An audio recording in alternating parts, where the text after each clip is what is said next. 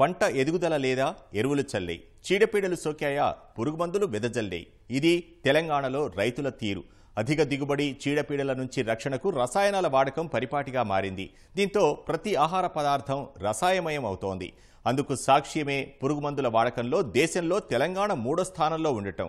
ఎరువులు వినియోగించడంలోనూ 5వ స్థానంలో ఉంది. ఇది ఇలాగే కొనసాగితే భూమి, నీరు, గాలి, పశుసంపద, జీవజాలం, మానవాళి సహా పర్యావరణానికి సైతం పెనుముప్పులా మారే ప్రమాదం ఉంది. దీనికి పరిష్కారమే ప్రకృతి వ్యవసాయం. ఈ విషయంలో ఆంధ్రప్రదేశ్ రాష్ట్రం ఆదర్శంగా నిలుస్తోంది. రసాయనాల ప్రభావాన్ని ముందే గ్రహించిన ఏపీ ప్రకృతి వ్యవసాయాన్ని పెంచుకుంటోంది. ఈ నేపథ్యంలో తెలుగు రాష్ట్రాల వ్యవసాయ విధానాన్ని ఎలా చూడాలి? వ్యవసాయంలో రసాయనాల వాడకాన్ని తగ్గించి సేంద్రియ సాగును ఎలా పెంపొందించాలి?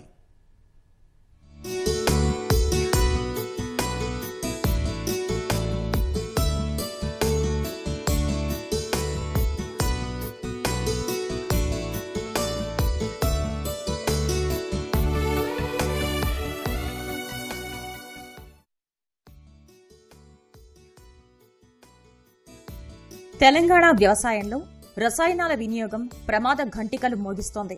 దిగుబడి పెంచేందుకు రైతులు రసాయన ఎరువులు, పురుగుల మందుల్ని విచక్షణారహితంగా వాడుతున్నారు. న్యూఢిల్లీకి చెందిన national academy of agriculture sciences state of Indian agriculture పేరిట విడుదల చేసిన అధ్యయనం ఈ విషయం వెల్లడించింది. 2022 గణాంకాల ప్రకారం తెలంగాణలో సగటున హెక్టారుకు 900 గ్రాముల పురుగు మందులు వినియోగిస్తున్నారు. ఫలితంగా ఈ విషయంలో తెలంగాణ దేశంలోనే 3వ స్థానంలో నిలిచింది. ఎరువుల వినియోగంలోనూ 5వ స్థానంలో ఉంది. మరోవైపు ఆంధ్రప్రదేశ్ రసాయనాల వాడకాన్ని తగ్గిస్తూ వస్తుంది. ప్రకృతి వ్యవసాయాన్ని పెంచుకుంటూ పోతుంది. నీతి ఆయోగ్ లెక్కల ప్రకారం ప్రకృతి వ్యవసాయంలో ఆంధ్రప్రదేశ్ దేశంలోనే 2వ స్థానంలో ఉంది. గుజరాత్ మొదటి స్థానంలో ఉంది.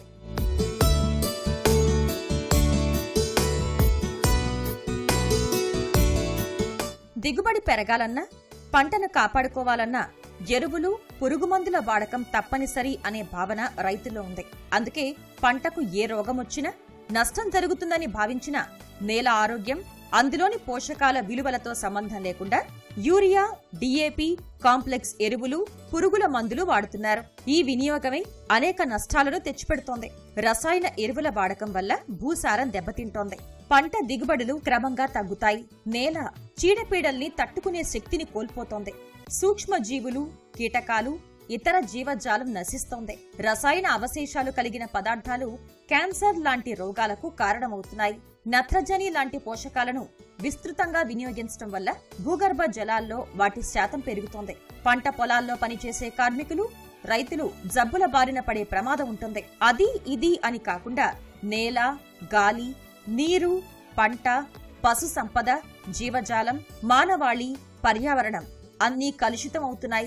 పంజాబ్, హర్యానా రాష్ట్రాల్లో లాగానే తెలంగాణలోనూ వరి, పత్తి పంటల విస్తీర్ణం అధికంగా పెరిగినందున ఎరువులు, పురుగుమందుల వినియోగం పెరిగిందని శాస్త్రవేత్తలు అంచనా వేస్తున్నారు. దీర్ఘకాలికంగా ఒకే పంటను సాగు చేయటం వల్ల కూడా వీటి వాడకం పెరుగుతుందని శాస్త్రవేత్తలు అంటున్నారు. ముఖ్యంగా చూసినట్లయితే ఈ యొక్క పురుగు మందుల వాడకంలో తెలంగాణ రాష్ట్రం 3వ స్థానంలో ఉంది. సో జాతీయ సరాసరి పురుగు మందుల వాడకం కనుక చూసినట్లయితే హెక్టార్కు 570 గ్రాములుగా ఉంది. సో దీంతో కనుక పోల్చినట్లయితే జాతీయ సరాసరి పురుగు మందుల వాడకంతో పోల్చినట్లయితే తెలంగాణ రాష్ట్రంలో 400 గ్రాముల వరకు కూడా అత్యధికంగా ఈ యొక్క పురుగుల మందుల వాడకం అనేది రైతు సోదరులు వివిధ పంట పొలాల్లో చేపట్టడం అనేది జరుగుతూ ఉంది. ఈ రసాయన ఎరువుల వాడకంలో తెలంగాణ రాష్ట్రం 5వ స్థానంలో ఉంది. సో మన తెలంగాణ రాష్ట్రం ఈ మిగతా రాష్ట్రాలను చూసినట్లయితే సో సిఫారసు చేయబడిన దానికంటే కూడా డబుల్ డోస్లో మనకు ఈ యొక్క అత్యధికంగా మనం రసాయన ఎరువుల వాడకం అనేది మనం గమనించడం జరుగుతుంది. రసాయనాల వాడకంతో నష్టం వాటిల్లుతున్నా వాటిని తగ్గించే మార్గాలే లేవా అంటే దేశంలో రసాయన రహిత వ్యవసాయ విధానాలు అనేకం అమల్లో ఉన్నాయి. భూసారం పెంపునకు జీలుగా, జనుము లాంటి పచ్చిరొట్ట ఎరువులు, పశువుల పెంట, కోళ్ల పెంట, సేంద్రియ ఎరువుల్ని వినియోగించుకోవచ్చు. చీడపీడలు, కలుపు నివారణను బట్టి యాజమాన్య పద్ధతుల్ని అనుసరించవచ్చు. వీటితో పాటు సేంద్రియ, గో ఆధారిత, జీరో బడ్జెట్ వ్యవసాయం లాంటివి అమల్లో ఉన్నాయి. వాటిని ప్రోత్సహించేందుకు కేంద్ర రాష్ట్ర ప్రభుత్వాలు సైతం అనేక రకాల పథకాలు అందిస్తున్నాయి. కానీ ఆ విధానాలపై రైతుల్లో సరైన అవగాహన లేదు. ఈ పరిస్థితిని అధిగమించడానికి ప్రభుత్వం రాయితీలు అందించడంతో పాటు రైతులను పర్యావరణ హిత వ్యవసాయ విధానాల వైపు మళ్లించాలని 2024 తెలంగాణ ఆర్థిక సర్వే సూచించింది. బయోపెస్టిసైడ్స్, బయోఫర్టిలైజర్స్, సేంద్రియ వ్యవసాయం, సూక్ష్మ సేద్యం, సౌర విద్యుత్ లాంటి వాటికి రాయితీలను పెంచాల్సిన అవసరం ఉందని అభిప్రాయపడింది. ఆ సేంద్రియ వ్యవసాయ పద్ధతులు కానీ ప్రకృతి వ్యవసాయ పద్ధతులు పాటించడం ద్వారా మనం ఈ యొక్క పురుగులు తెగుళ్ల మందుల యొక్క మోతాదు మనం తగ్గించుకోవాల్సిన అవసరం ఉంటుంది. ముఖ్యంగా ఈ యొక్క రసాయన ఎరువులకు ప్రత్యామ్నాయంగా మనం ఈ యొక్క సేంద్రియ ఎరువులు వాడుకోవాల్సిన అవసరం ఉంటుంది. హెక్టార్కు 3 నుంచి 4 టన్నుల వరకు సేంద్రియ ఎరువులైన పశువుల ఎరువు కానీ, కోళ్ల ఎరువు కానీ, గొర్రెల ఎరువు కానీ, మనకు అందుబాటులో ఉండే పచ్చిరొట్టె ఎరువులు కానీ మనం వాడుకోవాల్సిన అవసరం ఉంటుంది. సో దీని ద్వారా మనం కొంతవరకు అంటే సగం వరకు 50% వరకు కూడా మన రసాయన ఎరువులను మన యొక్క మోతాదును తగ్గించుకోవచ్చు. దీంతోపాటు వివిధ రకాలైన వర్మి కంపోస్ట్ వాడుకోవడం ద్వారా కానీ, వివిధ రకాలైన పంట అవశేషాల నుండి కంపోస్ట్ తయారు చేసుకొని వాడటం ద్వారా కూడా మన యొక్క రసాయన ఎరువుల మోతాదును తగ్గించుకోవచ్చు. రైతులకు ముఖ్యంగా ఇప్పుడున్న సమస్యల్లో ఏంటి అంటే ప్రకృతి వ్యవసాయం చేయాలంటే మనకు గోమూత్రము, గోవు పేడ ఇవన్నీ కావాలి. సో వీటితో పాటు చాలా రకాలుగా మనం ప్రకృతి వ్యవసాయం చేయొచ్చు. గోమూత్రం, గోవు పేడతో పాటు మనం పచ్చిరొట్టె ఎరువులు కానీ లేదంటే కంపోస్ట్, వర్మీ కంపోస్ట్ మన పొలంలోనే తయారు చేసుకొని చేస్తే మనకు పెట్టుబడి తగ్గుతుంది. పెట్టుబడి తగ్గించుకుంటే రైతుకు ఆదాయం పెరుగుతుంది. ఇదొక సొల్యూషన్. ఇంకొకటి వీటితో పాటు రైతు మార్కెటింగ్ చాలా కష్టంగా ఉంది. అది నిజమే. అది ఎందుకంటే ఎక్కువ ప్రొడక్షన్ చేసినప్పుడు రైతుకు ఒకేసారి పంట పోవాలి అంటే కూడా కష్టము. కన్జ్యూమర్ కూడా ఆలోచిస్తున్నాడు ఎక్కువ ధర పెట్టి కొనాలి ఆర్గానిక్ ప్రోడక్ట్స్ అంటే చాలా ఇబ్బందిగా ఉంది. రసాయనాలతో చేసే వ్యవసాయం కంటే సేంద్రియ పద్ధతిలో చేసే ప్రకృతి వ్యవసాయమే రైతులకు లాభదాయకంగా, ప్రయోజనకరంగా ఉంటుంది.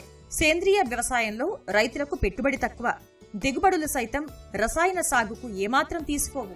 ఉత్పత్తులు కూడా పోషక విలువలతో ఉంటాయి. విత్తనాలు, ఎరువులు, పురుగు మందుల కోసం బహుళజాతి కంపెనీలపై ఆధారపడాల్సిన అవసరం లేదు. మార్కెట్లోనూ సేంద్రియ ఉత్పత్తులకు డిమాండ్ ఉంది. సరైన విధానంలో పండిస్తే విదేశాలకు ఎగుమతులు చేసుకోవచ్చు. అయినా రసాయన ఎరువులు, పురుగు మందుల వినియోగంలో దేశంలో తొలి 10 స్థానాల్లో చోటు దక్కించుకున్న తెలంగాణ సేంద్రియ, ప్రకృతి వ్యవసాయంలో వెనకపడి ఉంది. ప్రకృతి వ్యవసాయంలో పండిన పంట నిల్వ సామర్థ్యం ఎక్కువ ఉంటుంది. మీరు టమాటా ఒకటి ఆర్గానిక్ పంట తీసుకుంటే అది 7-8 రోజులైనా పాడగాదు. అదే కెమికల్ ఫార్మింగ్లో పండిన పంట ఇమ్మీడియట్గా 2-3 డేస్లోనే అది మొత్తం ముదురుకొని పోతుంది. టమాటా తీసుకుంటే ఏదైనా కానీ నిల్వ సామర్థ్యం ఎక్కువ ఉంటుంది. టేస్ట్ కూడా చాలా డిఫరెంట్ ఉంటుంది సార్. కాబట్టి ఖచ్చితంగా ప్రతి ఫార్మర్ కూడా కనీసం ముందు తన ఇంటి పూర్తి పంటలు పండించుకొని తర్వాత సొసైటీకి కొంచెం మార్కెటింగ్ కూడా ఇంప్రూవ్ చేసుకోవాల్సిన అవసరం ఉంది. ప్రకృతి వ్యవసాయంకు వస్తే ఉపయోగం ఏంటంటే దీంట్లో పోషకాలు ఎక్కువగా ఉంటాయి. మనిషి మనుగడ అనేది జీవితం యొక్క లైఫ్ స్పాన్ అనేది చాలా పెరుగుతుంది. ఇప్పుడున్న కాలంలో రైతులు ఈ ప్రకృతి వ్యవసాయం చేయడానికి ముందుకు వస్తున్నారు. అది చాలా సంతోషకరమైన విషయం. మిగతా రైతులు కూడా రావడానికి ఆస్కారం లేకపోవడానికి కారణం ఏంటంటే పంట దిగుబడి అనేది చాలా తక్కువ వస్తుంది, మార్కెటింగ్ అనేది చాలా తక్కువ ఉంటుంది. దీని గురించి అవగాహన లేని వినియోగదారులు చాలా తక్కువ మంది ఉండడం వల్ల ప్రకృతి వ్యవసాయం చేసే రైతులు ముందరికి రావడం లేదు. తెలంగాణలో రసాయన ఎరువుల వినియోగం అధికంగా ఉంటే ఆంధ్రప్రదేశ్ మాత్రం రసాయనాల వల్ల కలిగే నష్టాలను ముందే గ్రహించింది. వ్యవసాయంలో రసాయనాల వాడకాన్ని తగ్గిస్తూనే ప్రకృతి వ్యవసాయాన్ని పెంచుకుంటూ వెళుతోంది. నీతి ఆయోగ్ లెక్కల ప్రకారం 16 రాష్ట్రాల్లో ప్రకృతి వ్యవసాయం సాగవుతుండగా అందులో ఆంధ్రప్రదేశ్ 2వ స్థానంలో ఉంది. దేశంలో ప్రకృతి వ్యవసాయం సాగు విస్తీర్ణం 10 లక్షల హెక్టార్లు కాగా ద్వితీయ స్థానంలో ఉన్న ఆంధ్రప్రదేశ్లో 2,90,000 హెక్టార్లలో సేంద్రియ సాగు జరుగుతోంది. అదే తెలంగాణలో 2,403 హెక్టార్లుగా మాత్రమే ఉంది. అయితే రైతు సాధికార సంస్థ ఆధ్వర్యంలో అమలు చేసిన community managed natural farming program ఆంధ్రప్రదేశ్లో రసాయన, పర్యావరణ హిత, సుస్థిర వ్యవసాయం చేయడానికి తోడ్పడింది. 2024 సంవత్సరానికి గాను ప్రతిష్టాత్మక గుల్బెన్ కియన్ మానవతా పురస్కారాన్ని ఏపీ దక్కించుకుంది.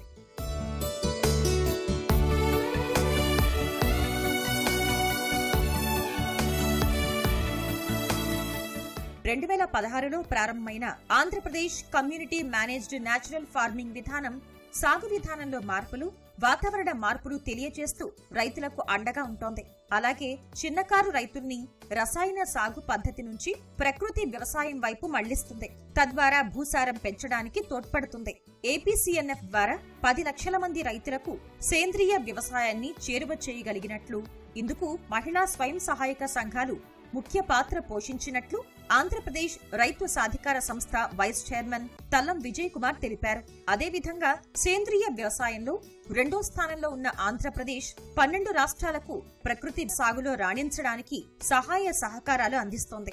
2024-25 సంవత్సరానికి గాను ఆంధ్రప్రదేశ్ రైతుల్ని 5 దేశాలకు పంపించి అక్కడి వారికి ప్రకృతి సాగు విధానాలు, మెళకువలు తెలిపేలా ప్రణాళిక రచిస్తున్నట్లు తల్లం విజయ్ కుమార్ ప్రకటించారు.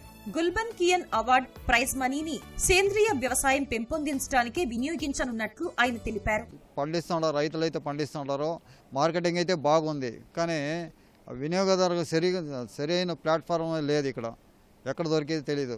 అందుకని ఇప్పుడు ప్రతి దిక్కున ఇలాంటి కార్యక్రమం ప్రతి దిక్కున జరగాల. రైతుల్లో ఒక వినియోగదారులకు ఒక అవగాహన వస్తుంది. వినియోగదారులు వస్తారు, ఎక్కడ కనుక్కుంటారు, రైతులు ఉండారు అని కనుక్కుంటారు.